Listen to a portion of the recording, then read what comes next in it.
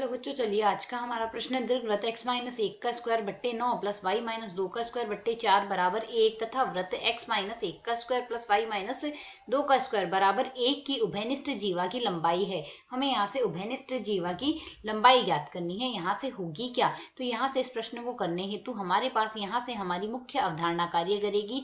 मुख्य अवधारणा यहाँ से हम लेके चलेंगे। यदि हमारे पास एक दीर्घवृत्त दिया गया है और एक वृत्त दिया गया है तो यहाँ से इसमें उभयनिष्ठ जीवा विद्यमान होगी या नहीं होगी, पहले तो हम यह जांचेंगे।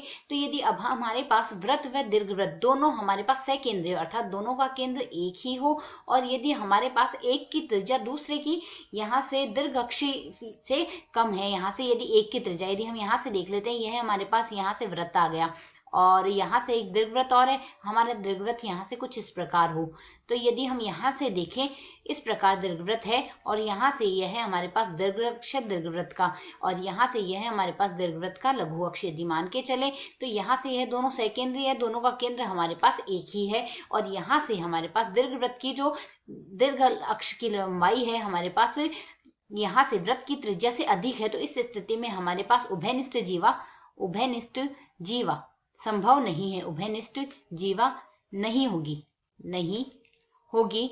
यदि हमारे पास नहीं होगी, यदि हम यहाँ से लेके चले हमारे पास नहीं होगी। यदि हमारे पास दो ए की लंबाई यहाँ से अधिक हो, एक तो त्रिज्या r से, साथ ही यहाँ से दोनों हमारे पास सकेंद्रीय हो, सकेंद्रीय अर्थात दोनों का केंद्र समान हो। तो यदि हम यहाँ से इस दीर्घवृत्त की तुलना करें, दीर्घवृत्त की व्यापक समीकरण x माइनस एल्फा का स्क्वायर बट्टे में a का square plus y minus beta का स्क्वायर बट्टे में b स्क्वायर से बराबर 1 से, तो यहाँ से अल्फा बीटा इस दीर्घवृत्त का केंद्र होगा और साथ ही अल्फा कोमा बीटा ही है तो हमारे पास दीर्घवृत्त का केंद्र होगा। तो यदि हम यहाँ से तुलना करें, इस प्रश्न से यदि तुलना करते हैं तो अल्फा बराबर हमारे पास 1 आ रहा है, बीटा बराबर हमारे पास 2 आ रहा है, अर्थात जो दीर्घवृत्त का केंद्र है वह हमारे पास यहाँ से क्या आएगा, दीर्घवृत्त का केंद्र हमारे पास लिखा जा सकता है 1,2 के बराबर। साथ ही यदि हम यहाँ से वृत्त के लिए देखें, वृत्त के समीकरण की x minus H square, H का स्क्वायर प्लस y माइनस के स्क्वायर होल स्क्वायर बराबर r स्क्वायर से तुलना करें तो इसका जो केंद्र आता है वह आता है h